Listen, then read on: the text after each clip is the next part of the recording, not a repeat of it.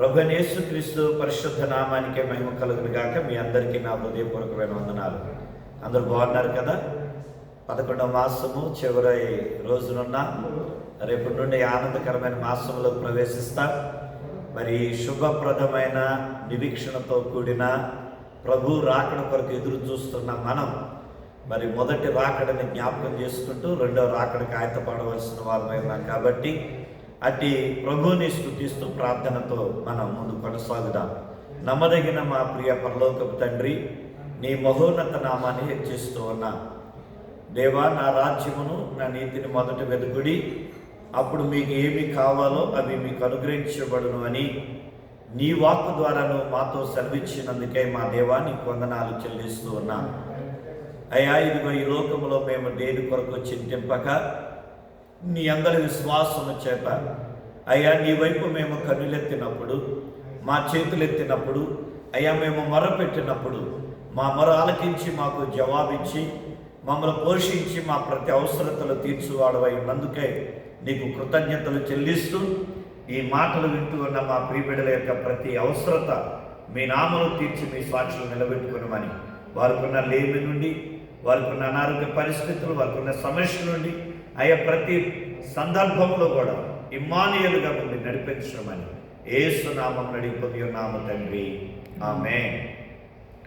దేవుని సంగమా, ఈ దినాన దేవుని వాక్యములో నుండి ఒక మాటను మనం ధ్యానం చేద్దాం.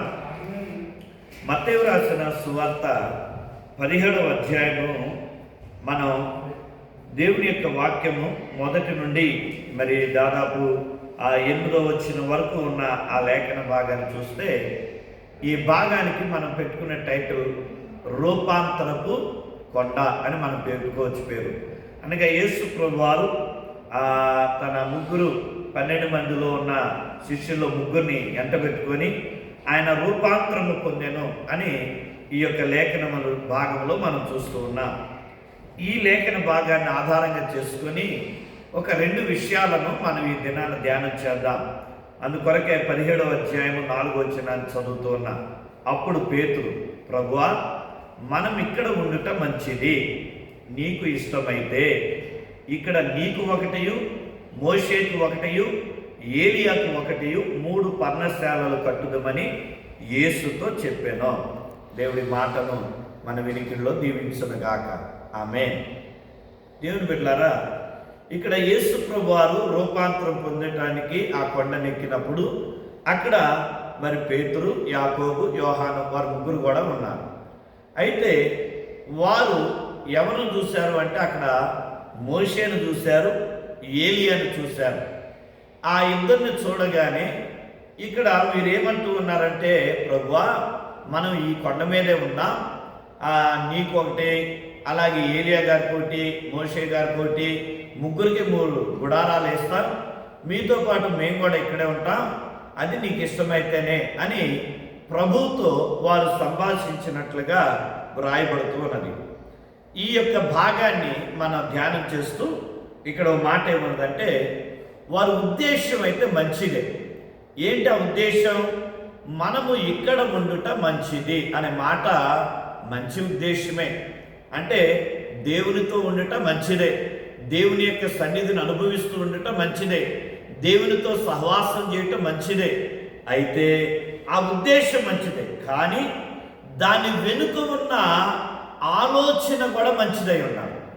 దేవుని బిడ్డలారా, ఆ ఉద్దేశం వెనుక ఉన్న ఆలోచన కూడా మంచిదై ఉండాలి అనేది మొదటి విషయాన్ని మనం జ్ఞాపకం చేసుకుంటున్నాం. ఉద్దేశం మంచిదే కానీ దాని వెనుక ఉన్న ఆలోచన మాత్రం మంచిది కాదు అని ఈ భాగాన్ని బట్టి మనం నేర్చుకుంటున్నాం. ఏమిటి ఉద్దేశం? అక్కడ ఉండాలనుకున్నారు, కానీ ఆలోచన ఏంటి మరి అంటే, ఇక లోకంలోకి వెళ్ళాల్సిన పని లేదు, నడవాల్సిన పని లేదు, ఆకలితో ఉండాల్సిన పని లేదు, అటు ఇటు తిరగాల్సిన పని లేదు, హ్యాపీగా ఉన్నంతకాలం ఈ కొండ మీదే ఉండొచ్చు అని వారు అనుకున్నారు.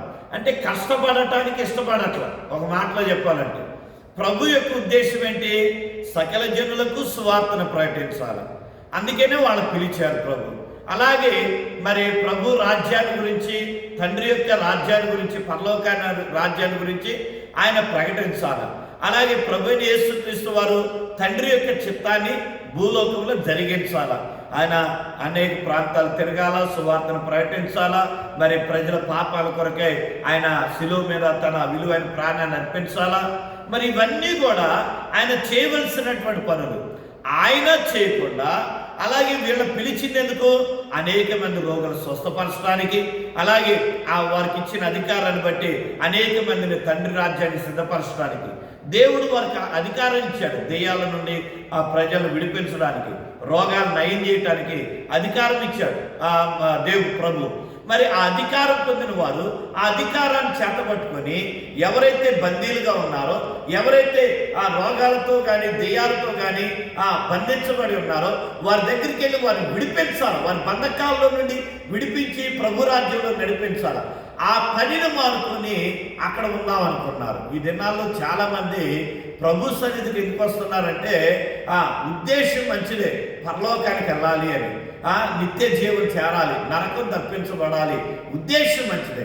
కానీ వచ్చే ఉద్దేశం వచ్చిన తర్వాత వారి ఆలోచన ఎలాగుంటుందంటే, నేను దేవుడి నుండి ఏం పొందుకోవాలి, ఈరోజు దేవుడు నాకు ఏం చేస్తాడు, దేవా ఇదిగో నా రోగం నుండి, దేవా నాకున్న అప్పు నుండి, దేవా నా బిడ్డల జీవితంలో, దేవా నా బిడ్డలు కావాలి, దేవా నాకు ఉద్యోగం కావాలి అంటే మన ఆలోచనలు మారిపోతున్నాయి. ఉద్దేశం ఒకటి, ఆలోచనలు మారే విధానం దేవుని దగ్గరికి వచ్చాడు. అందుకని ప్రియమైన దేవుని సంగమా, నేను జ్ఞాపకం చేయాలనుకున్న మాట, పరిశుద్ధాత్మ దేవుడు నాతో మాట్లాడినటువంటి మాట ఏంటంటే, మనం ప్రభువుని కలిగి ఉండటానికి కారణం, ప్రభుతో ఉండాలనుకోవటానికి కారణం ఏంటంటే, ఈ లోకాన్ని విడిచిపెట్టినప్పుడు నరకం నుండి తప్పించబడి పరలోకానికి వెళ్ళాలి అని. మరి ఆ ఉద్దేశం నీది మంచిదైతే నువ్వు ఎల్లప్పుడూ కూడా శ్రమలో, సమస్యలో, బాధలో, ఇబ్బందులో, నష్టంలో, కష్టంలో నువ్వు దేవుని విడిచిపెట్టకుండా దేవునితో నడవాలి.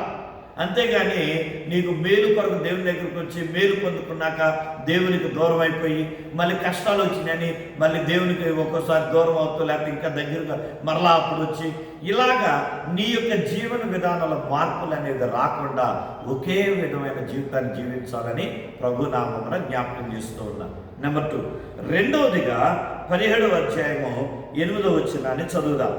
వారు కన్నులెత్తి చూడగా యేసు తప్ప మరి ఎవరును వారికి కనపడలేదు. యేసు తప్ప ఎవ్వరు కూడా కనపడలేదు. ఎందుకంటే వీళ్ళే ఇలా అనగానే వెంటనే ఆకాశం నుండి ఓ శబ్దం వినపడింది. ఈయన నా ప్రియకుమారుడు, ఈయన మాట వినుడి అనే మాట వినపడింది. ఆ మాట వినపడగానే ఆయన రూపాంతరాన్ని, ఆ వెలుగుని, ఆ మహిమను చూచి వాళ్ళు బొక్కబార్లు పడిపోయారు. ఆ భయపడి పడిపోయాక వారు తిరిగి లేచి కన్నులెత్తు చూసేపాటికి యేసు ప్రభు వారు వచ్చి వారిని ముట్టి లెగమన్నారు. లెగమనగానే వారు లేచారు. లేచి చూసేపాటికి యేసయ్య ఒక్కడే కనపడుతున్నారు. ఏలియా లేడు, అక్కడ మోషే లేడు, ఆ మహిమ లేదు, ఏమీ లేదు, నార్మల్గా ఉంది. వారు ఫస్ట్ వెళ్ళగానే ఎలా ఉందో ఇప్పుడు కూడా ఎండింగ్ కూడా అలాగే ఉంది. వెంటనే ఆ యొక్క సందర్భాన్ని మనం చదువు. దీనిని బట్టి దేవుడు ఏం మాట్లాడుతున్నాడంటే, రెండవదిగా చూచుట మంచిది. మనం దర్శనాలు చూస్తూ ఉంటాం, అలాగే వాక్యాన్ని చూస్తూ ఉంటాం, అలాగే దేవుని యొక్క మందిరంలో నిలబడి దేవుని యొక్క సన్నిధిని మనం చూడాలని కోరుకుంటూ ఉంటాం. చూచుట మంచిది, కానీ దేనిని చూడాలనేదే ప్రాముఖ్యమైనది. మనం దేన్ని చూడాలో అది ప్రాముఖ్యమైనది. ఏది పడితే అది చూడటం కాదు. కొంతమంది నేను ఫోన్ చూస్తున్నాను, నేను మంచిగానండి, యూట్యూబ్లో చూస్తున్నా, దేవుని వాక్యాన్ని చూస్తున్నా, దేవుని వాక్యాన్ని వింటున్నాను, ఫేస్బుక్ ఉంది, నేను దేవుని వాక్యాన్ని చూస్తున్నా, దేవుని యొక్క కార్యాలను చూస్తాను. మరి మధ్య మధ్యలో ఏం చూస్తాం? మనకు మనసుకు నచ్చినవి చూస్తాం, శరీరం కోరుకునేవి కూడా చూస్తాం. చూడటం తప్పనట్లు అక్కడ చూడటం మంచిదే, చూడాలనుకుంటాం, కానీ దేనిని చూడాలన్నదే అది ముఖ్యమైనది.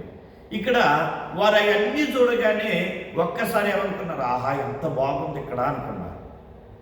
తర్వాత ఏం కనపడింది? యేసే తప్ప ఏమీ కనపడలేదంట. అంటే మనం చూడాల్సింది ఏంటంటే యేసేని మాత్రమే. మన గమ్యం యేసే మాత్రమే. మన గమ్యము, మన యొక్క పోరాటము, మన దేవుని రాజ్యం చేరటమే. మనం చూడాలి, పరలోక దర్శనాన్ని మనం పొందుకోవాలి. నీ జీవిత గమ్య దర్శనాన్ని మనం పొందుకోవాలి, దాన్ని చూడాలి. ఆ లోక సంబంధమైన కళలు చూడటం, ఆ కళల వైపు మన దృష్టిని పెట్టడం, నేను పెద్ద బంగళాలో ఉన్నట్లుగా చూడటం, లేదా నేను మంచి ఖరీదైన కారులో ఉన్నానని చూసుకోవటం, ఇవి కాదు చూడాల్సింది. మనం పరలోకములో దేవుని సన్నిధిలో ఉన్నామా లేదు, అలాంటి దర్శనాన్ని చూడాలి. అది ప్రాముఖ్యమైనది. అలాగే మనం దేవుని సన్నిధిలో ఉన్నాము అనేది చూసుకోవాలి, దేవుని ఎదుట ఉన్నాము అనేది చూసుకోవాలి. లోకంలో నిలబడినట్టు, రోడ్డు మీద నిలబడినట్టు నిర్లక్ష్యంగా అవహేళనతో లేదా ఇష్టమైన మాటలు మాట్లాడుతూ మనం నిలబడటం కాదు. దేవుని సన్నిధిలో, దేవుని ఎదుట భయభక్తులతో ఆయన సన్నిధిలో ఉన్నాము అనేది చూసుకొని మన దేవుని ఆరాధించాలి. అది చాలా ప్రాముఖ్యం. ప్రార్థన చేసుకున్నాం. పరిశుద్ధుడైన మా దేవ, నేను స్తుతిస్తూ ఉన్నాను. ఈ ఉదయకాలం మనం అయ్యా 5 రూపాంతరపు అనుభవంలో నుండి 2 విషయాలు అయ్యా మేము జ్ఞాపకం చేసుకుంటున్నాం. అయ్యా ఉద్దేశం మంచిదై ఉంది, నీతో ఉండాలనే ఉద్దేశం. కానీ ఆ ఉద్దేశం వెనుక ఆలోచన మేము కేవలము పరలోకాన్ని గురించి కాక ఈ లోక సంబంధమైన వాటిని ఆశపడి నీ సన్నిధికి వస్తూ ఉన్నాము. అయ్యా ఆ పరిస్థితిని సరిచేసుకునే కృప నీ బిడ్డలకి నాకును దయచేయమని ప్రార్థిస్తున్నాం. అయ్యా ఇదిగో మేము అన్నీ చూస్తూనే ఉన్నాం, కానీ చూడాల్సిన నీ నిత్యత్వాన్ని ప్రభా మేము చూడలేకపోతున్నామేమో.